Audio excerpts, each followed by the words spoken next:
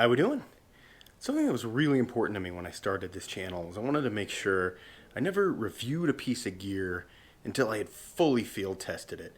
So with that in mind, I'm ready to do a review of the Osprey Exos 58.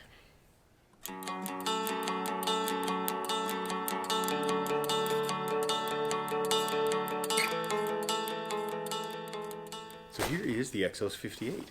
Before we dig into the review, let's just sort of talk about the pack in general. The pack weighs in at 2 pounds 5 ounces. The main body is a 100 denier nylon.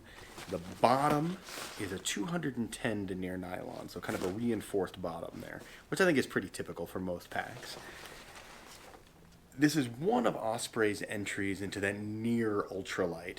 Not quite ultralight, but almost there.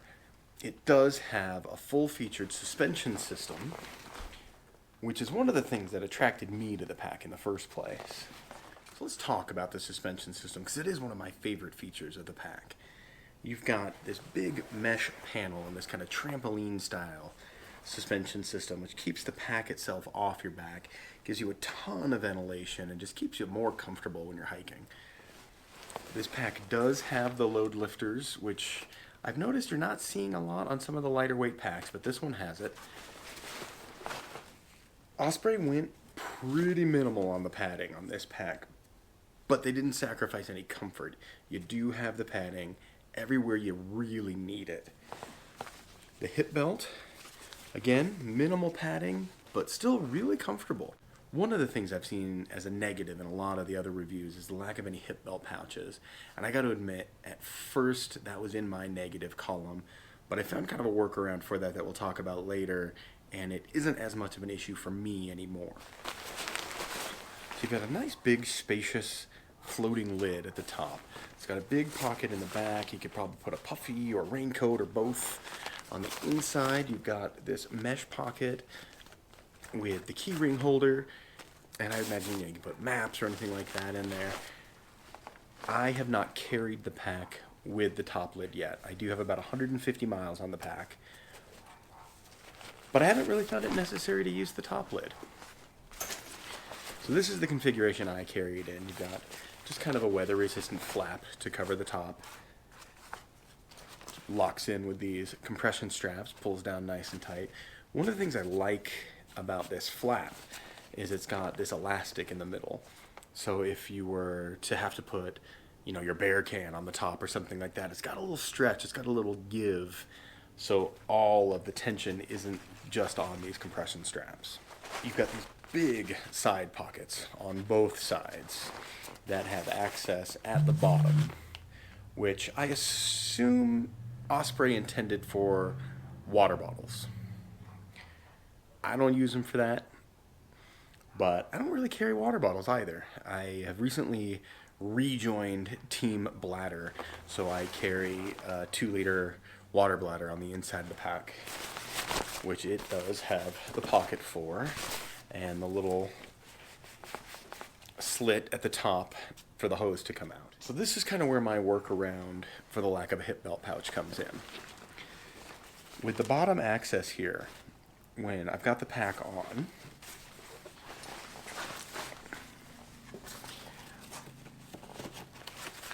I can reach right into those pockets. And so I'll keep my phone in there, I will keep snacks in there, as you can see.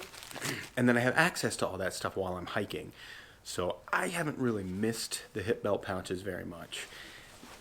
If you are someone who carries a smart water bottle or something like that as your primary water container, this probably isn't going to be super efficient for that, and you'll have to find another kind of workaround.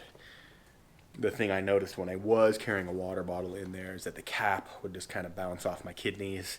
It gets irritating after a little while. You got another nice big pocket here on the front. Now this is one of the things that if it were left up to me I would change. You've got mesh panels on the side, so the pocket does have some give and some stretch, but then you've got this big nylon stripe right down the middle here, and I do wish the entire front pocket was mesh. With the nylon there, it just sort of limits the capacity of that front pocket. And I think with the mesh ones, especially the stretchier mesh ones, you can cram a lot more stuff into that front pouch if you need to. Another thing I'm not super excited about is you've only got the one ice axe loop. Now, if I were to carry this pack in the winter, I would want to have my ice axe on one side and my trekking poles on the other when I'm not using them. With this pack, I haven't really figured out what I'm going to do with the trekking poles yet. They might end up going into the big side pouch, or I might add some loops to these gear loops, you know, some Velcro straps or something like that. Not a huge deal, but I do just wish, you know, one more little piece of loop there would have been really nice. Now you've got these thin compression straps down both sides. And this is one of the things that I think's pretty clever about this pack, is you can choose to lace those compression straps either outside the pouch like it is on this side, or inside the pouch like it is on this side. And one of the things I found useful with that is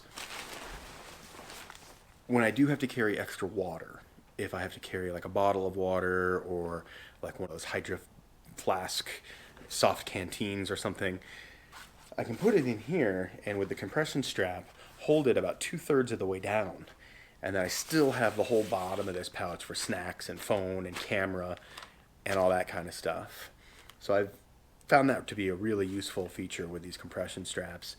And to be honest, compression wise on the pack, they're not doing a whole lot. If I didn't have that use for them, I'd probably take them off and save the weight.